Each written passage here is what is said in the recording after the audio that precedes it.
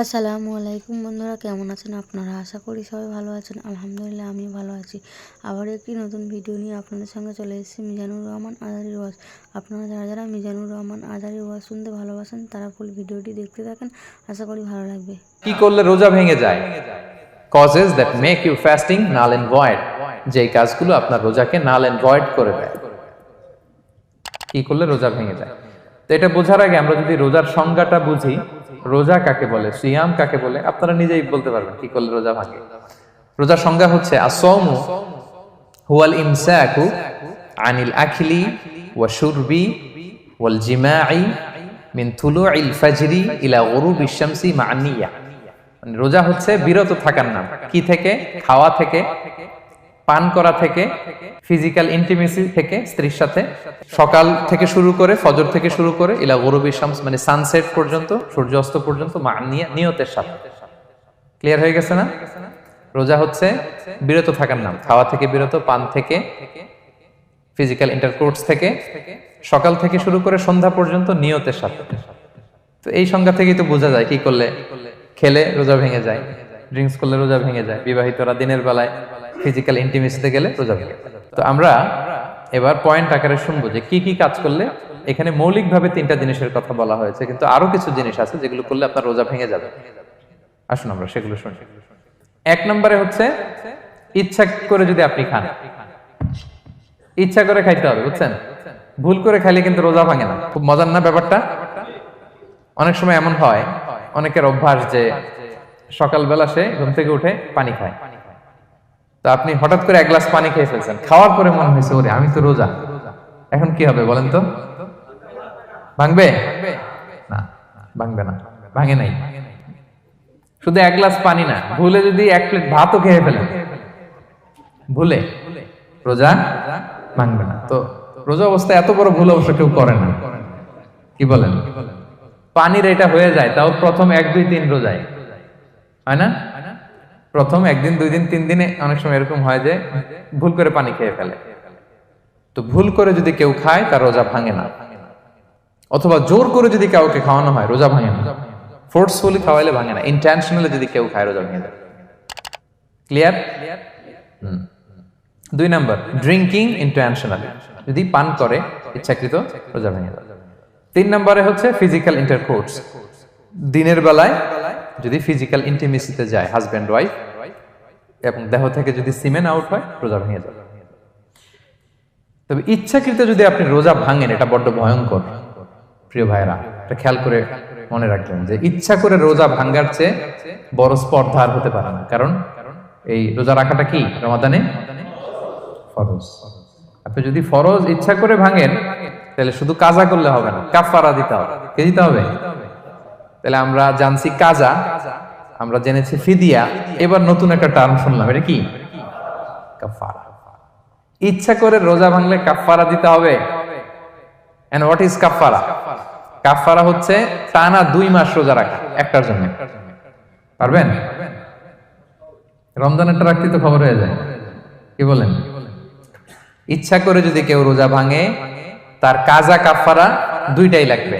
কাজা মানে কি? একটা রোজার জন্য একটা রাখা, আর কাফারা 2 মাস 60টা রোজা রাখা।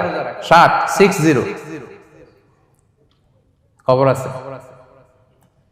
কিন্তু আপনি ইচ্ছা করে যদি রোজা ভাঙেন, এর জন্য কাজা করলেন, একটা 60টা রাখলেন, মোট 61টা রাখার পরেও রমাদানের যে রোজা, এটার ফজিলত কি আপনি পাবেন? এটা আপনি পাবেন না। এটা বড্ড ভয়ঙ্কর। আমরা যেন ইচ্ছা করে কেউ রোজা না ভাঙি। এই ইচ্ছা করে যদি কেউ রোজা ভাঙে অথবা ইচ্ছা করে দিনের বেলায় যদি কেউ ফিজিক্যাল ইন্টারকোর্স করে, তখন তার কাজাও করা লাগবে, কাফারাও করা লাগবে। এই ভুল যেন আমরা কখনো না করি, মনে থাকবে। এবার একটা মজার হাদিস শোনেন, সহিহ বুখারী। এক সাহাবী দৌড়ে এসে রাসূল সাল্লাল্লাহু আলাইহি ওয়াসাল্লামকে বলতেছে, ইয়া রাসূলুল্লাহ হালাকতু ইয়া রাসূলুল্লাহ, হে আল্লাহর রাসূল আমি তো শেষ। সাহাবী বলতেছে, ইয়া রাসূলুল্লাহ আমি তো শেষ। তুমি শেষ, কি হয়েছে তোমার? রাসূল সাল্লাল্লাহু আলাইহি ওয়াসাল্লাম বললেন, ওয়ামা আহলাকাক, তুমি কেন, কি সমস্যা? হালাকতু ইয়া রাসূলুল্লাহ লিটারাল মিনিং হচ্ছে, ইয়া রাসূলুল্লাহ আমি তো ধ্বংস হয়ে গেলাম। রাসূল বললেন, কি হয়েছে, কিভাবে ধ্বংস হইলাম? তো সাহাবী বললেন, ওয়াকাআতু আলা ইমরাআতি ফি রমাদান, আমি রমাদানে দিনের বেলায় আমার স্ত্রীর সাথে ফিজিক্যাল ইন্টারকোর্স করে ফেলেছি, আমি তো শেষ, ইয়া রাসূলুল্লাহ আমারে বাঁচান। তারপর রাসূল সাল্লাল্লাহু আলাইহি ওয়াসাল্লাম বললেন, হাল তাজিদু মা তা'তিকু রাকাবা, তুমি কি একটা দাস আজাদ করতে পারবে? কাফারার মূল বিধান হচ্ছে দাস আজাদ করা অথবা 60টা রোজা রাখা অথবা 60 জনকে খাওয়ানো। ওকে, তো রাসূল সাল্লাল্লাহু আলাইহি ওয়াসাল্লাম বলতেছে, তুমি কি একটা দাস আজাদ করতে পারবে? উনি বলল, না, আমার তো এই সক্ষমতা নাই, আমি পারবো না। তো রাসূল সাল্লাল্লাহু আলাইহি ওয়াসাল্লাম বললেন, ফাহাল তাস্তাতিউ আন তাসুমা শাহরাইনি মুতাতাবিআইন, তাহলে টানা 60 দিন রোজা রাখতে পারবে? বলতেছে, লা ইয়া রাসূলুল্লাহ, এটাও আমি পারবো না, 60 দিন রোজা রাখা আমার পক্ষে সম্ভব না। এরপর রাসূল সাল্লাল্লাহু আলাইহি ওয়াসাল্লাম বললেন, ফাহাল তাজিদু মা তুতঈমু 60 মিসকিনান, তাহলে 60 জনকে খাবার খাওয়াইতে পারবে? বলতেছে, না, এটাও পারবো না। তো কোনোটাই সে পারবে না। এবার উনি বসে রইলেন। ফাউতিয়া বিআরাকিন ফিহি তাম, হঠাৎ করে রাসূল সাল্লাল্লাহু আলাইহি ওয়াসাল্লামের কাছে এক ঝুড়ি খেজুর আসলো। এবার রাসূল সাল্লাল্লাহু আলাইহি ওয়াসাল্লাম বললেন, সেই লোক কোথায় যে কিছুই করতে পারবে না, একে ডাকো।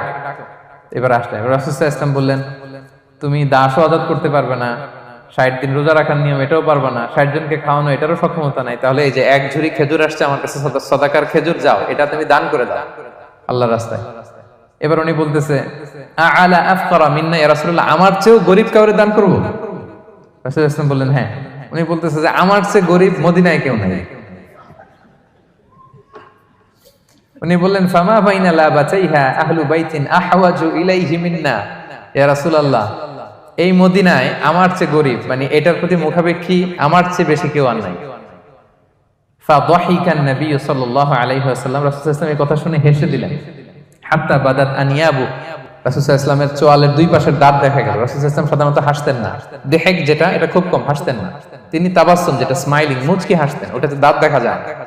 কিন্তু এই লোকের কাণ্ড দেখে, এই সাহাবী রাদিয়াল্লাহু তাআলা আনহুর কাণ্ড দেখে রাসূল সাল্লাল্লাহু আলাইহি ওয়াসাল্লাম হাসি আর থামা রাখতে পারলেন না। ফাদাহিকা নবী সাল্লাল্লাহু আলাইহি ওয়াসাল্লাম, রাসূল সাল্লাল্লাহু আলাইহি ওয়াসাল্লাম এমন হেসে দিলেন যে ওনার দাঁত দেখা গেল, এরকম হাসি উনি হাসেন না।